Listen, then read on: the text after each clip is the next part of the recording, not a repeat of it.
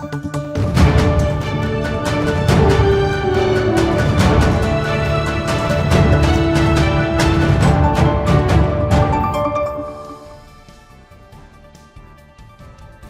warga Jakarta, bersama saya Anton Haryadi. Program Berita Jakarta hari ini kembali hadir menjumpai Anda Jumat 5 Desember 2025, menghadirkan berita pilihan dan informasi terbaru untuk Anda.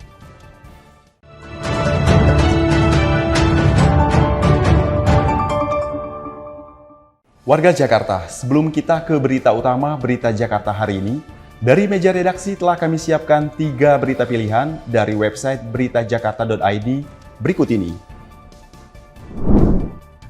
Aparatur Kelurahan Sukabumi Selatan, Jakarta Barat mendistribusikan 2.330 paket bantuan pangan kepada keluarga penerima manfaat untuk periode Oktober dan November 2025. Bantuan dari Badan Pangan Nasional ini berupa 10 kg beras dan 4 liter minyak goreng. Dengan adanya bantuan ini diharapkan dapat meringankan beban keluarga penerima manfaat.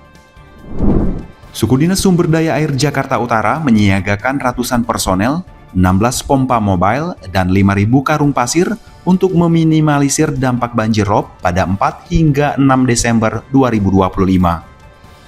Optimalisasi sistem air dengan pengerukan waduk Muara Angke dan pembuatan sodetan juga telah dilakukan untuk mengurangi dampak banjir rob ke permukiman warga. Gubernur DKI Jakarta Pramono Anung meresmikan implementasi KRIS-TEP dan ruang baca LRT Jakarta di Stasiun Pegangsaan 2. Penggunaan KRIS diperluas tidak hanya di LRT, MRT, dan Transjakarta, tetapi juga fasilitas publik termasuk kesehatan. Langkah ini merupakan implementasi transformasi mobilitas kota menuju sistem yang modern, cepat, dan aman. Tim Berita Jakarta melaporkan.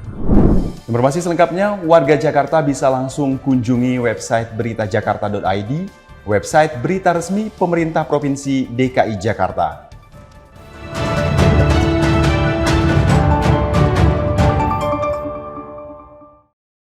Kita beralih ke berita pertama Berita Jakarta hari ini. Menyusul kebocoran tanggul di wilayah pesisir Jakarta Utara, pemerintah Provinsi DKI Jakarta mendukung penuh perbaikan tanggul bersama Pelindo. Bahkan Gubernur DKI Jakarta Pramono Anung akan meningkatkan pengawasan di seluruh tanggul di wilayah pesisir Jakarta Utara. Hal ini disampaikan Gubernur DKI Jakarta Pramono Anung di Balai Kota Jakarta Pusat. Pramono mengungkapkan titik yang mendapat perhatian khusus antara lain kawasan Muara Angke, Baywalk Pluit, Sunda Kelapa, Muara Baru, Jalan RE Marta Dinata, dan Marunda Pulo. Menurut Pramono, kebocoran tanggul di kawasan Muara Baru menjadi pengingat bahwa tekanan air laut saat ini sedang tinggi. Meski secara kewenangan tanggul di Muara Baru merupakan tanggung jawab Pelindo, namun Pemprov DKI tetap melakukan tindakan darurat. Memang beberapa tanggul sekarang ini dimonitor sepenuhnya oleh pemerintah DKI Jakarta. Tanggul di Muara Baru ini di kawasan Nizam Zaman, bagian hilir dari Pelindo. Sebenarnya ini menjadi tanggung jawab Pelindo. Pemerintah Jakarta sedang membantu untuk penambalan kebocoran yang terjadi walaupun sebenarnya bukan tanggung jawab kami. Sementara itu, percepatan pembangunan Giant Sea Wall akan menjadi prioritas utama. Dari total 28,2 km yang harus dibangun, sekitar 11,8 sudah terbangun. Pemprov DKI juga telah menganggarkan pembangunan lanjutan di Pluit, Muara Angke, dan Kali Blencong pada tahun 2026. Tim Berita Jakarta melaporkan. Berita selanjutnya, tahun ini perayaan Natal dan Tahun Baru bakal berlangsung semarak dan meriah. Pemerintah Provinsi DKI Jakarta menggelar lomba diskon dan dekorasi Natal di seluruh pusat perbelanjaan di Jakarta. Langkah ini bertujuan untuk menjaga stabilitas inflasi jelang Natal dan Tahun Baru. Gubernur DKI Jakarta Pramono Anung menggelar pertemuan tingkat tinggi dengan Tim Pengendali Inflasi Daerah atau TPID. Pramono mengatakan Jakarta memiliki peluang besar menjaga inflasi di kisaran 2,7 hingga 2,8% di akhir tahun 2025 ini untuk membantu stabilisasi harga. Pramono mengusulkan agar mal-mal mengadakan 3 kompetisi, yaitu lomba diskon, dekorasi menyambut Natal dan Tahun Baru, hingga lomba digitalisasi transaksi. Selain inflasi, Pramono juga ingin suasana liburan lebih terasa. Ia meminta panitia Natal menyiapkan aksi Christmas Carol di jalan-jalan utama Jakarta. Tindakan ini diharapkan menciptakan rasa nyaman dan menjadi simbol kesetaraan seluruh perayaan keagamaan. Gimana kalau kita lombakan Natal dan Tahun Baru di mal-mal yang ada?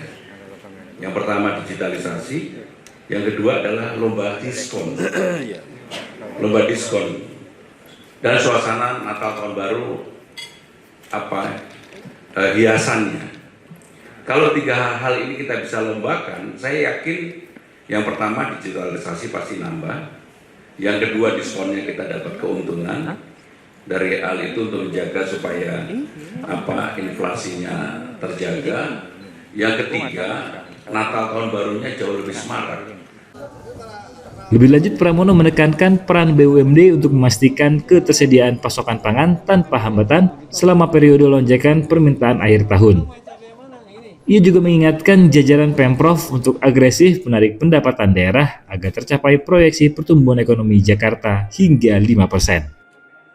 Pramono juga akan turun langsung ke Pasar Keramat Jati sebagai benchmark untuk memastikan stok pangan aman. Langkah ini merupakan komitmen Pemprov DKI Jakarta untuk menjaga inflasi dan kenyamanan selama perayaan akhir tahun. Tim Berita Jakarta melaporkan.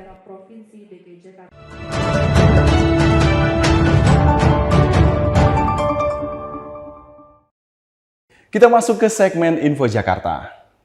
Warga Jakarta yang masih bingung mengisi akhir pekan Anda, ada acara seru nih, Nobar Hello Fest 2025 yang akan digelar besok 6 Desember 2025 mulai pukul 3 sore hingga pukul 9 malam di Tebet Eco Park.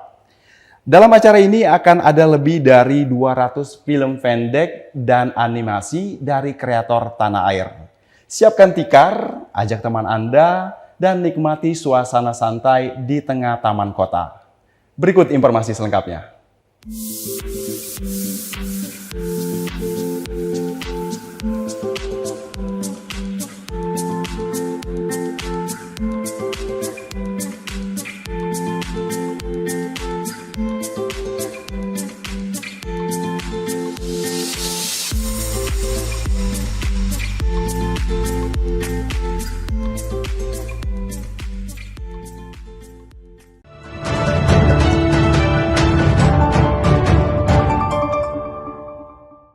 Sebelum memulai aktivitas esok hari, warga Jakarta bisa melihat perakiran cuaca yang dirilis BMKG berikut ini.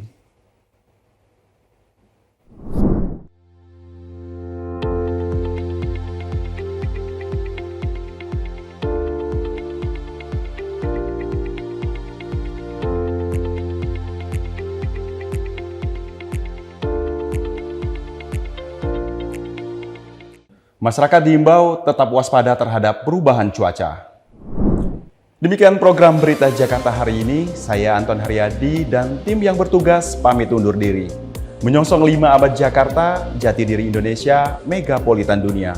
Sampai jumpa.